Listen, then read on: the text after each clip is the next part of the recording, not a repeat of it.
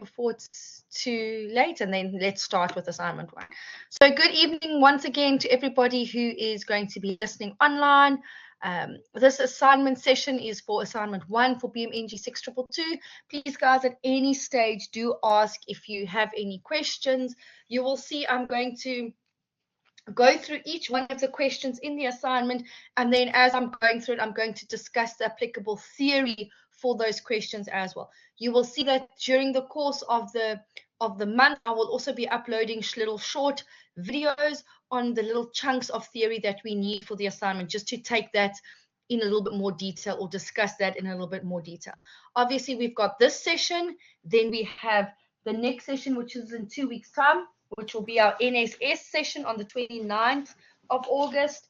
And then obviously the assignment is then due after that. So we've got, in effect, we've got 2 sessions still to do it. So not a lot of sessions to go through the content per se, but like I say, keep your eyes open on the announcements. I do have some, I call them chunking videos, which are little videos, short little YouTube videos that just explain certain concepts that you will need for the assignment. So do go and keep your eyes open for those as well.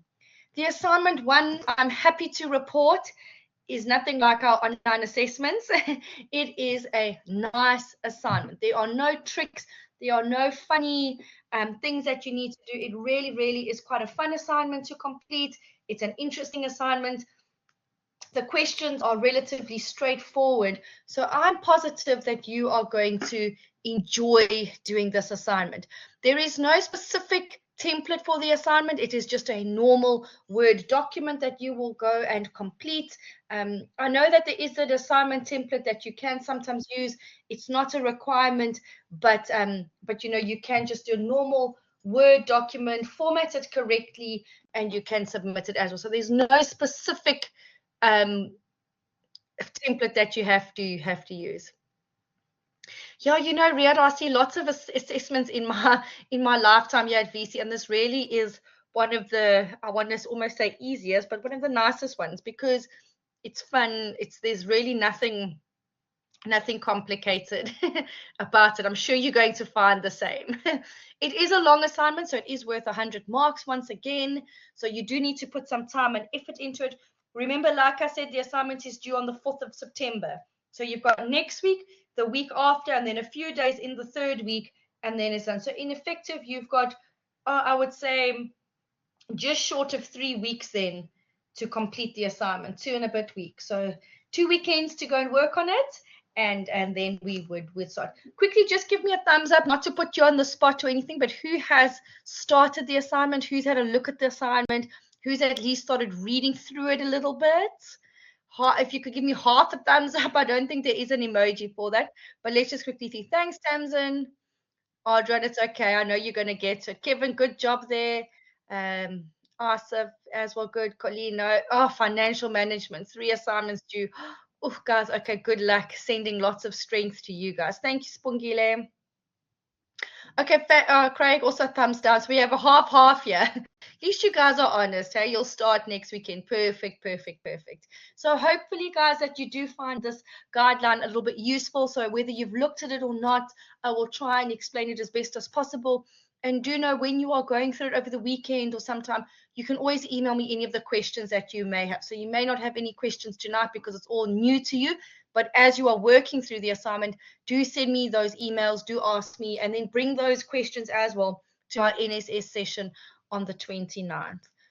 So assignment 1 is all about Nando's. So I'm sure you can see from our wonderful diagram here, it's all about Nando's, okay? And when we think about Nando's, we think of an organization that has been around for a long time, successful within South Africa, very, very good adverts, okay? So when you think about Nando's, do you have a positive feeling about Nando's, or do you think, oh, I never want to go to Nando's? Or is it something that you would view as a brand? Is it something that you would feel like, hey, that's actually a good brand and a good organization? I wouldn't mind working for Nando's, or I wouldn't mind eating Nando's for supper tonight. International as well, very good, Riyadh. It's definitely international. Fabulous ads, very witty, very sharp, very current, very relevant to what we are doing. So our whole assignment is about Nando's, okay? neutral feeling. But yeah, so even though Adrian, you don't necessarily buy from them, you know exactly who Nando's are, and they have been around for a long time. So you might not necessarily buy. To be honest, I also very rarely have Nando's. I think I've maybe had it once or twice, but I enjoy their adverts. I enjoy what they offer, and if I did eat more takeout, I think I would choose Nando's above KFC or something like that. So yeah, but the whole assignment 1 is about Nando's, okay? And you would have read, if you have gone through the assignment, that you know that they give you that case study. So I always say they do give you a case study for Nando's, but obviously we know that you always have to go and do extra research. So go and you'll see in the case study that they give you, it's not such a long case study. I'll tell you now exactly how many pages. It is about 1.5 pages of the case study. They speak about the peri-periness of Nando's. They speak about the Nando's story, so how it started. Just for interest's sake, the Nando's started in 1987. Okay, 1987. 2 friends went for lunch at this eatery, and as their meal sort of came to an end, they tasted something that had to be shared, and that was the peri-peri flavor that they then coined and opened up this first restaurant way back in 1987. So the original flavor of that Nando's, of that peri-peri, came from Mozambique, and these 2 friends then brought it to South Africa. And today you can go to the restaurants, you can get takeaways, you can buy the sauces in the shops, you can buy a lot of the different, like I say, spices and sauces within all the shops as well. So there's many opportunities in Nando's. They have a great team of people that work for them. They are global. So in our case study, they also mention Nando's I think it is in the United Kingdom, that they then speak about as well. They speak about how it's a nice place to work. It is a friendly place to work.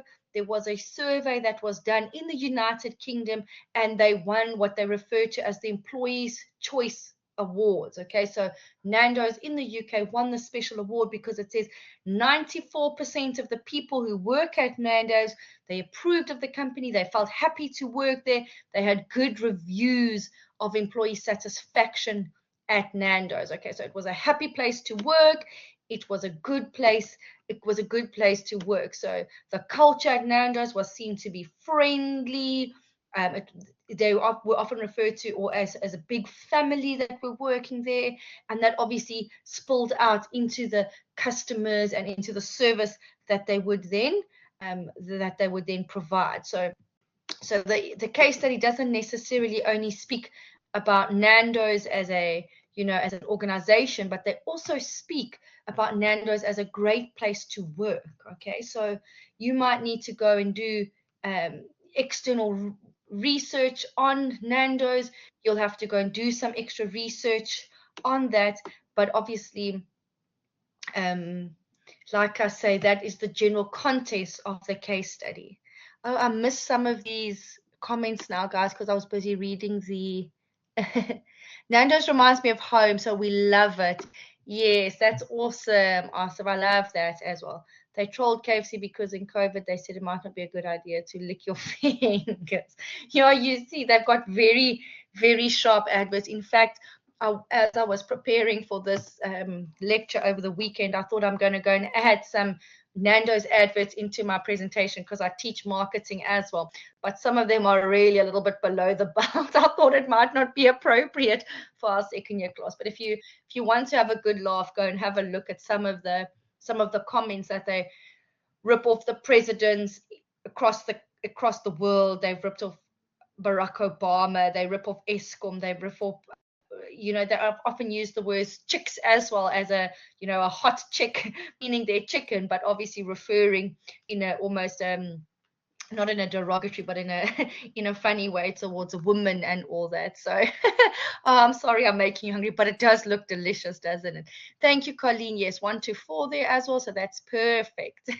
It does make us all hungry. So yes, our case study is really, really awesome. They do give us some information, but remember, our case study is focusing on the actual environment in which to work. Okay, so we are looking at Nando's as an organization and that they are successful. We're not putting that into dispute that, you know, Nando's isn't successful whether we buy there or not as a consumer.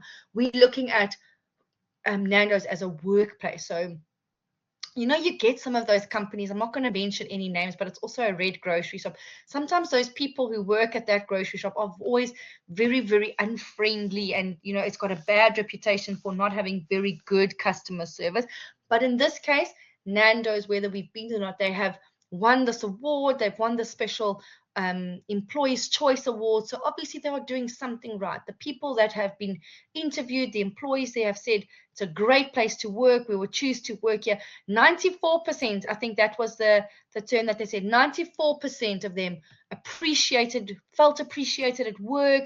They wanted to work there for many years. There was good continuity within the things. And obviously that comes from somewhere. That's got to come from a good leader or a good management team. Okay, so obviously the employees were happy, they liked the flexibility of the company, and they were happy. So obviously the managers have done something right, and that's what we are going to focus on in the assignment, not necessarily what food they are offering or what special adverts they are creating, but we are going to look at the employee satisfaction, and that's what our essay, or that's what our assignment rather, is going to be on. 100%, Adrian, definitely. There's definitely a massive difference between a manager and a leader, between a boss and a leader. And in this case, you'll see as we look at some of the leadership strategies that are coming through in Nando's, we're definitely going to lean towards being a leader. A leader, we want to be a leader. A boss just tells us what to do. A leader shows us, he's down there with us. He motivates, he or she will motivate us to do what it is that we need to do. So in our textbook, you would have seen that there is a whole chapter dedicated to that very concept. The difference between a manager and a leader often comes up in the test and the exams. You guys obviously don't do a test, but in the exam, often we have to write an essay on explain the difference between a manager and a leader. Definitely. Okay, so 6 questions that we need to unpack for this assignment. You will see for each of them, I've put some more food on here just to make Riyadh super duper hungry. And I've given you some contents page references. Okay, so just to remind you, remember I'm working from the 2nd edition textbook, which is probably the same one that you will have. And it's important to also note that this is just a starting point. Okay, so obviously you are expected or required to do extra research as we are going through it as well. So the first question speaks about one of our motivation theories. So it speaks about what we refer to as the Hertzberg's 2-factor motivation theories. Okay, so we need to look at all the way at the end of our textbook. It's in chapter it's 20, chapter 20 we're going to focus on. And Riyadh, it is in your more resources folder. So you will see it. Let me just double check if it is there. I did load some, but sometimes I don't know if I loaded. Oh, hang on, that's the wrong. Yeah, you must just go and check. If it isn't there, then let me know. Then I will put it there. But it should be in your more resources folder. And I will obviously go and post this recording as well as soon as it is done. So yes, you can definitely get this accessible to you.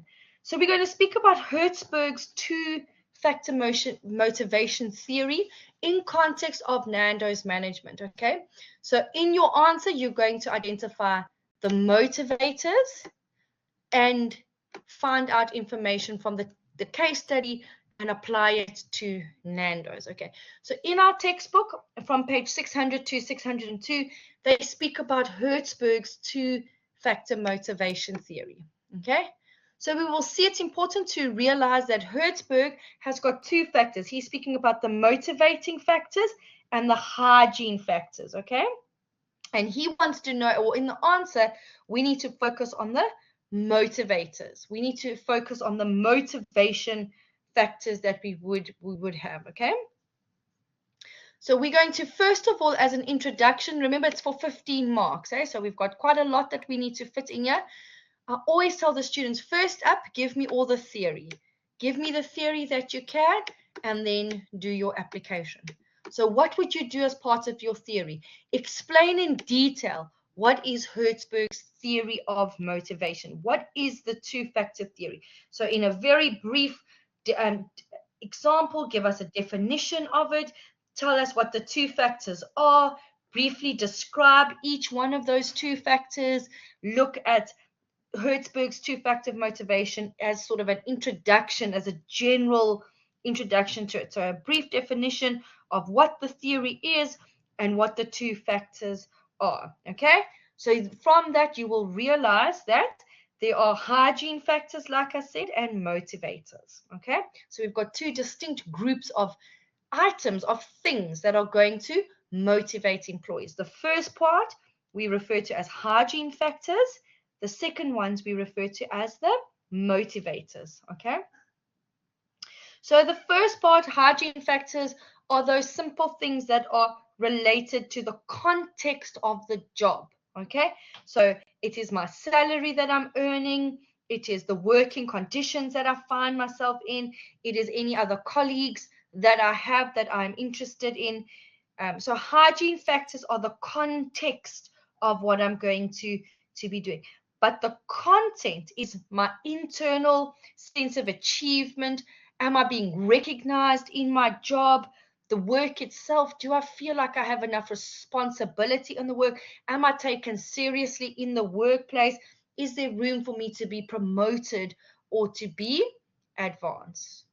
Okay, so those are the motivators that we are going to focus on. So we are going to explain the Hertzberg's theory in detail, apply it to Nando's, and identify the motivators and find examples in each. Now, as I was reading through the case study or giving you a brief overview of what the case study was, you would have seen that the employees are satisfied. They are happy with the work itself. They have achieved awards within the organization. Their work is recognized and acknowledged. Now, those would all be motivators according to the Hertzberg's theory. So the more satisfied I am with my motivated factors, with my achievement, with my recognition, the more I'm going to perform within my workplace, the better it's going to be for the organization. And that's what, in essence, Hertzberg's theory is telling us. Okay, so we are looking at the two-factor motivation theory, and I specifically, or not me, but the assignment is specifically looking to analyze the motivation factors, the motivators. So you will see in general there are 5 motivators that the textbook lists there on page 601. Of those, you can try and identify each one of the 5. If you can't identify 5, at least identify 4. So if you can't do 5, at least identify 4 of the motivators. That would be the achievement, the recognition, the work itself, the responsibility that an employee has, or the advancement or the idea for promotion within the organization. So try and find research that could cover all 5 of those motivational factors and apply them to Nando's. So you've got to make sure that you've explained them and that you have applied them to Nando's. Okay, so that is the context or the instruction for question 1.1. So for 15 marks, step 1, give an overview of what the Hertzberg theory says, what is the essence of the Hertzberg theory, and then identify the motivators in accordance to Nando's. So what are the motivators evident within the Nando's case study, within Nando's as an organization? So everything needs to be applied. My big A here, application. Application is super important. So make sure you are indeed applying it to Nando's. Okay, so that's question 1, ladies and gents. Please let me know if you are not sure, and then I can explain it in more detail. Yeah, just let me know if there's any questions. Perfect. Moving on to question 1.2. Okay. Here we've got a very short discussion right at the beginning of our textbook again. So you see, I did tell you in the beginning, our textbooks jumps from point to point. Here we are looking about the importance of a manager and the importance of management process. Okay. So again, for 15 marks, we are looking at the importance of managers and the management process, and we're going to apply it to Nando's. Okay, so again, my recommendation, break it up into theory first and then application. Okay, so step one, give a definition of what a manager is, give a definition of the management process. In your answer, please make sure that you are answering the question. The question is, why are managers so important? Why is the management process important? And what is the management process at Nando's? So discuss the importance of managers. So here I've said it again. Why are managers so important? So what is a manager? Why are they so important? Remember, I've said in a hint, and we can discuss this in more detail once again. An organization is only as good as its management. If the management is bad, the organization is not going to flourish. Remember, we often see signs up that say under new management, then we have hope that that business is actually going to flourish indeed. Yes, there Riyadh as well, our POLC, planning, organizing, leading, and controlling would definitely come into place there. The process of management is obviously the POLC, and there you'll see that acronym there on page 40. So on the next page, you will see they speak about POLC in more detail. Okay, so explain management and then also explain the management process. Okay, so obviously we're going to look at the management process and we are going to apply it to Nando's. So what is Nando's? Planning, leading, organizing, and controlling. What is the management process that they have in place? And then also take it one step further and discuss the 6 steps of the management process. And these 6 steps come from your textbook. So you're welcome to use the information here in your textbook. They define the 6 steps about working with other people, setting ourselves objectives within the organization, making sure we are effective and efficient, trying to use our limited resources that we would have, and trying to cope with this changing environment. So your job is to discuss the 6 steps briefly in application to Nando's. Okay, so remember, we need to be applying it to Nando's. So step 1, ask yourself the question, why are managers so important? Step 2, discuss the process of the management process at Nando's. So this would be our POLC, and discuss the 6 steps of the management process. And you'll see those 6 steps as they lead on to POLC. Okay, so you'll see as our process would be planning, leading, organization, and controlling. Okay, so for 15 marks, it's quite a lot of information that you need to write there, because we've got sort of 3 different processes that we're going through, and everything needs to be applied to Nando's. Okay, so how does Nando's, what does their management process look like? Are they effective? Are they efficient? Do they lead well? How do they control? Okay, so that would be the management process that Nando's needs to follow or is currently following. So again, 15 marks, quite a lot of writing. Remember to reference everything that you have done, and remember as well, application is very, very important. There's the page numbers that you can refer to as you are going along as well. Okay, let's see if we can do 1.3. It seems like we're going through this so quickly. Please let me know if there are any questions, guys and girls. Question 3, there you can see my peri-peri sauce, the hot sauce here.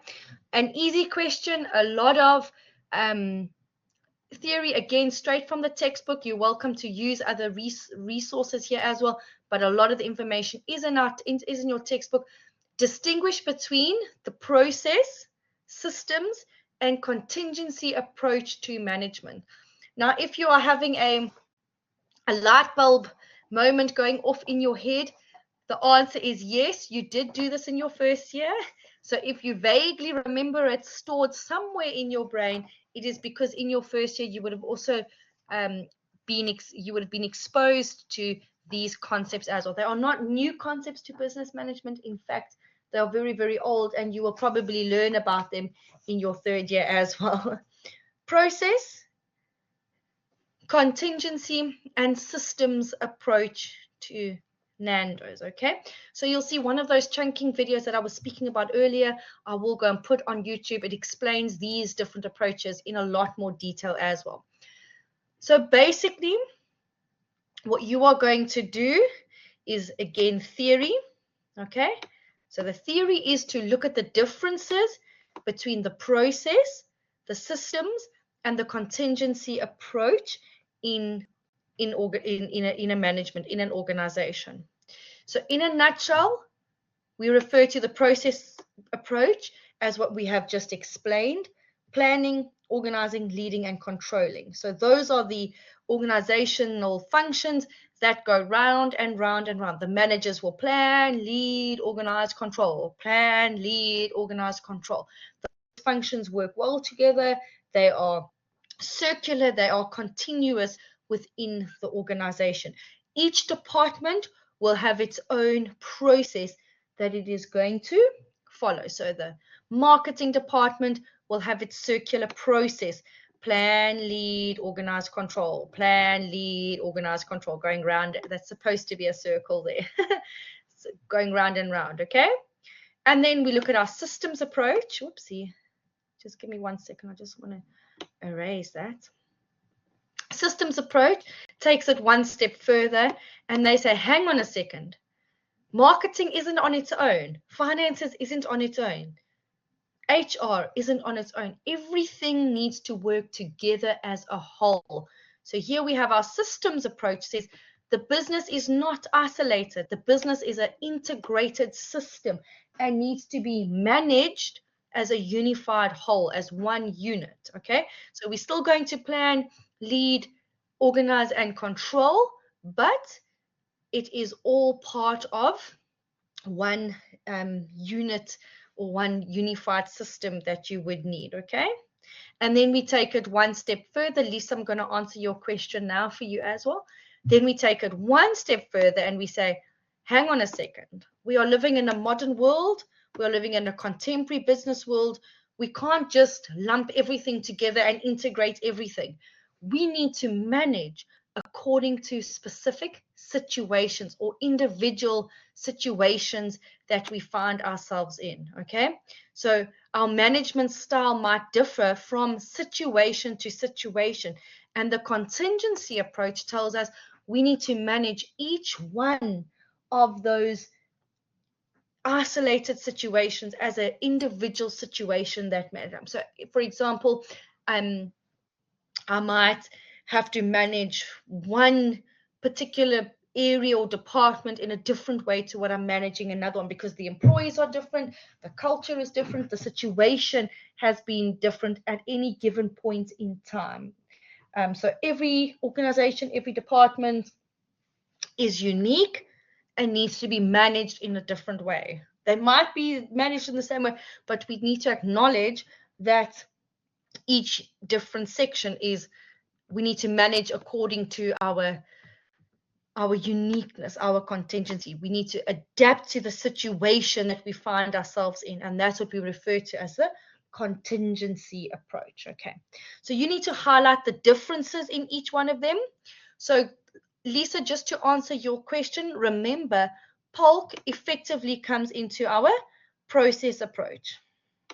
So you don't have to explain POLC again in detail, but you would have to mention that POLC is part of the process approach. So you don't have to explain planning in detail and leading in detail, but it does need to come into effect that it is part of the process, because in essence, POLC is part of the process. So when you are explaining the process approach over here, then you would need to include your polk. Okay, so you don't have to explain planning, leading, organization, and controlling again in detail, but you do have to mention that planning, leading, organization, and control is part of the process approach.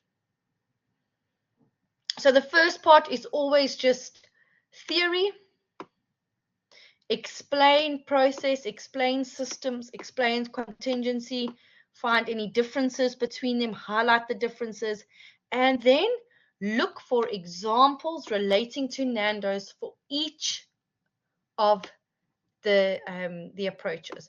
Now, this is a little bit tricky. We don't always have the answers in the case study. So here you're going to have to do some extra research.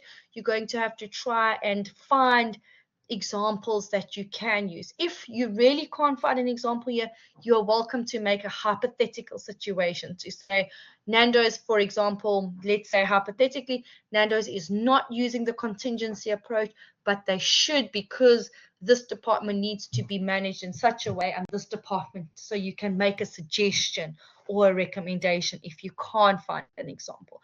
But the bottom line is you have to be relating it back to Nando's. So yeah, so a lot of writing once again for the 10 marks there. Step 1, theory, distinguish. The word distinguish means tell the difference between process, systems, and contingency, and then apply it all to Nando's. Use Nando's to highlight your answer. Let me know if there is a perfect. Thank you, or thank you, Riyadh. Everybody else still okay at this point? You all got very quiet. I hope you are listening and taking everything in. Thank you, Louise and Tamsin and Adrian. Thank you for confirming. Perfect.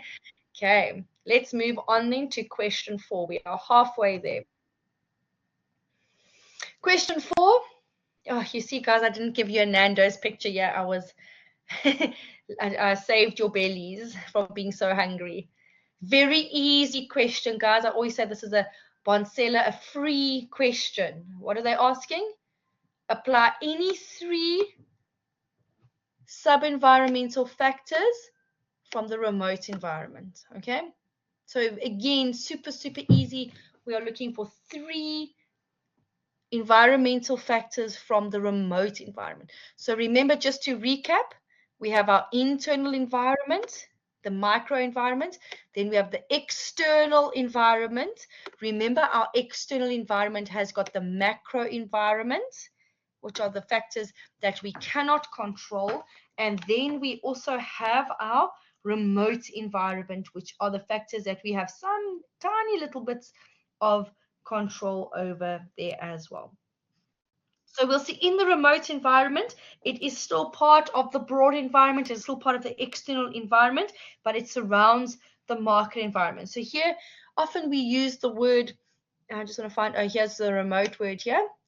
Often we will use it as external environment or the macro environment. Oh, there you said it, Riyadh. Yes, external environment. Okay, so we are not focusing on the micro.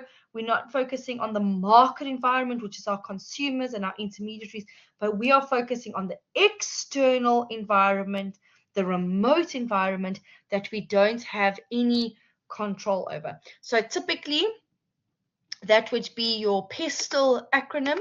So you would all remember dear old PESTEL from first year again. So our acronym is PESTEL. It's slightly different in second year. We use the same acronym, but we add in a culture here as well. So our acronym changes a little bit, but you will see the diagram that we use is on page 104 there. It's diagram 4.4 and it's on page, I'll write it up here as well so we can see it here. Page 104. There's a beautiful diagram there of the factors that we can use. So basically we know it. It's the physical environment, the political environment, the economic environment, the technological environment. And here, like I said, in our second year here, we speak of the cultural environment as well. So we don't refer to it as social, we refer to it as cultural. So either way would be acceptable there as well. So what do you need to do? You only are going to choose 3. So you can look at any 3 of those remote environments, and you are going to list and explain them and apply each one of them to Nando's.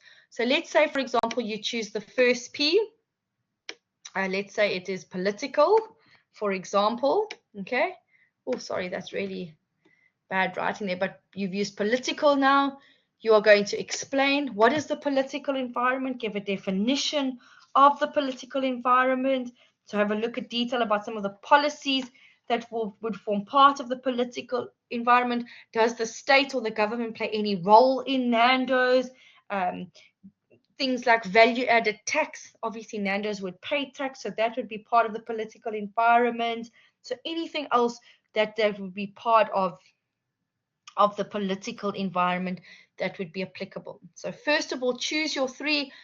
Let's say technology again. What technological factors would impact Nando's? Okay, so how could Nando's improve their technology? What are they doing that is technological advanced? Do they use robotics or automated systems? Maybe the way that they order their food is very technologically advanced. So those would be some types of technological factors.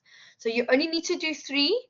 First of all, you're going to list and explain the factors. So explain, let's say, for example, politics and technology, if those are the ones that you have chosen. And then, very, very important, apply those three factors to Nando's. So you've got to find the examples for Nando's within your answer. So we've got 3 sub-environments, each one of them worth 5 marks. So you've got 5 marks for each one of them, which will give us our total of 15. 15 marks there, 3 sub-environments. Not a difficult question. Everything is quite straightforward. I've put the page references there as well for you guys so that you can have a starting point. Yeah, if you are confused and you don't know, because obviously from first year to second year, our factors change slightly, then you can just refer to page 104. It tells you exactly which factors we focus on in our second year. They're very similar. Like I said, the only one that is different is social, where we refer to it in second year as cultural. Everything else remains the same. Okie dokes. We are getting there, ladies and gents. I see our time is nearly done, but I'm going to just try and finish at least. 1.5, okay. Look at the managerial skills needed by managers to ensure the brand is managed effectively. Ensure your discussion includes all 3 skill categories, okay? So as a manager, you'll see in our textbook, they give us different skills that a manager needs, okay? So they give us different sort of skills that we need. If we want to be a good manager in this modern world, what do we need? We need to have technical skills. We need to have education or training. So we need to have the technical know-how to be able to manage a business correctly. But we also need to have good interpersonal skills or team building skills. So we need to, in this day and age, again, we need to have communication skills. We need to have all those soft skills, like you say, Riyadh. I love that term as well. We need to have the ability to listen, to lead, to coordinate, and to motivate a group. Okay, so we need to be able to do the work. We need to be able to build a team. We need to have the ability to listen and communicate. But we also need to have our own self-drive. So we need to have the ability to set goals, to maintain certain standards, to evaluate our performance and others' performance as well. So those are the 3 main categories that we would have of the skills there. I just actually gave you the answer, oh dear. Anyways, the 3 skills categories here that you will have. And obviously, you're just going to elaborate on those skills categories, okay? So under each one of the categories, you'll see there's different jobs that are needed, different skills that can be developed on, and you will discuss each one of those skills categories and apply them to the managers at Nando's. So you'll see in your case study, they speak quite a lot about the managers. They speak a little bit about the different managers that are there. They speak about how they get the employees to be motivated. And obviously, those are the types of, you're going to then relate those skills to those specific managers. The main manager that they speak about, if I remember his name correctly, is Brozin, Brozin. You'll see here, I think he comes in the next section as well, but he would then have the manager skills. So do the managers at Nando's have those skills? Do they have drive? Are they good at team building? Do they have the soft skills? Do they have the technical know-how to motivate and to actually complete the jobs that are given to them? So for 15 marks, again, each skill is worth 5 marks. So we've got our general distribution there of marks. 5 marks for team building, 5 marks for technical, 5 marks for drive. And under each one of those, please, it's very important that you have both the theory as well as the application. So describe what team building is, apply team building to Nando's. Describe what technical skills are, apply the technical skills to Nando's. Explain what is drive, define drive, and apply it to the managers at Nando's. And that then would wrap up your 15 marks for this question. And then just when you think everything is smooth sailing and you can breathe easy for the assignment, they're going to hit you with a little mini essay, our favorite. A little, oh, that's the next question. Sorry, guys, not now already, the next one. Am I lying? Yeah, I'm not lying. So here we go. Nando's has recently appointed a new night shift manager. Discuss the level of management that this manager represents and the associated responsibilities at this level. Okay, so we've got different levels of managers. Again, coming straight from first year, we would remember this information. Top level, middle level, and lower level. They are asking you which level of management is our night shift manager. Okay, so yeah, the answer is quite straightforward. I'm sure you would be able to figure it out, but we will discuss it in more detail as well. But which level of management is a night shift manager? Remember, our top level managements are our CEOs, our chiefs, our executive directors. Our middle managements are the managements that are in charge of different functions within the organization. So our departmental heads, marketing manager, human resource manager, operations manager, project manager, supply chain manager. And then our lower level managers are our supervisors, our managers that are responsible for different day-to-day activities, different shifts that we would have, different sectional managers that we would be responsible for. So from those three, you would need to choose what type of manager would a night shift manager be. Okay, so explain the level in detail. So your answer would be, I believe that a night shift manager would be a top level manager because, and then you would explain what a top level manager does, as well as what are the responsibilities associated with those managers. So you'll see the answers are really going to jump out at you here in figure 2.2. So in that diagram, they give you all the different responsibilities that each of those managements would be needing. So if you think it's top level manager, you'll see it tells you what are the responsibilities for the top level managers, for middle and for lower. So you just have to apply it to Nando. So first of all, explain the level of management and then apply to Nando. Explain the level that you have chosen. So we need a good definition of the management level and then decide what are the responsibilities of the manager. So what are the responsibilities of the manager at this level for 10 marks? Okay, so we want to know this new night shift manager, what level is he or she on and what is his or her responsibilities at that management level. Okay, make sense?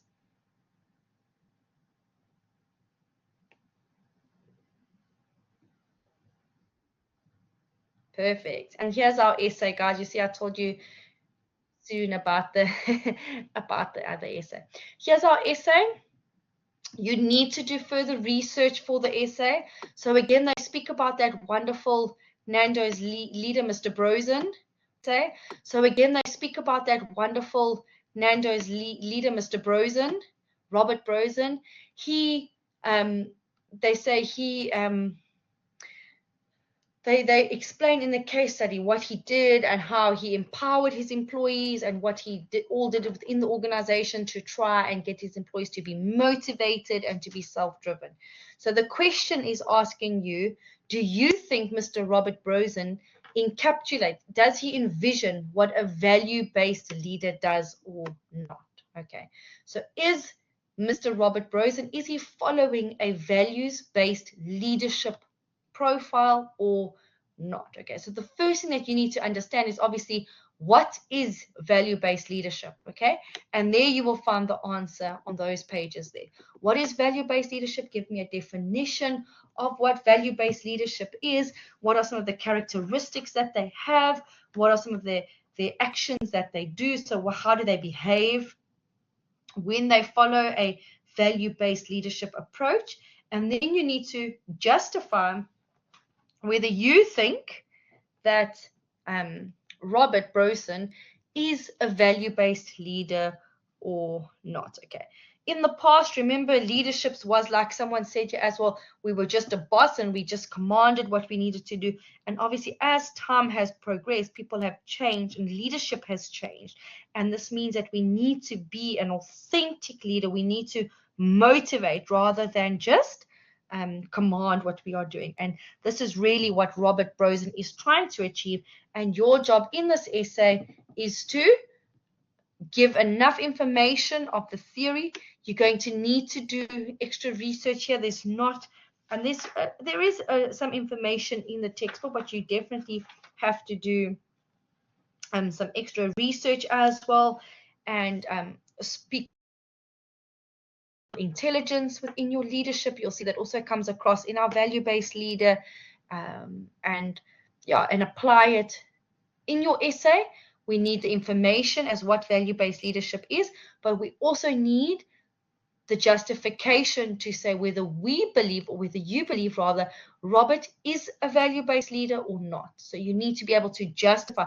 You need to have a standpoint. Is he value-based or is he not value-based? And then you need to justify your answer. Remember the essay structure as per normal: introduction, body, and conclusion. Okay, ladies and gents, I see we have almost come to the end of our session, but I hope that at least you can refer back to it and find some information that you need here. We will come back to it again, so we will come back to it again. Like I say, keep your eyes open for those other videos. I'll go and put them up sometime this weekend. So remember to reference, guys. Remember, it's very, very important to reference. Use the rubric. There is a rubric there to check that you've answered correctly. And obviously, I've just popped in that due date there again.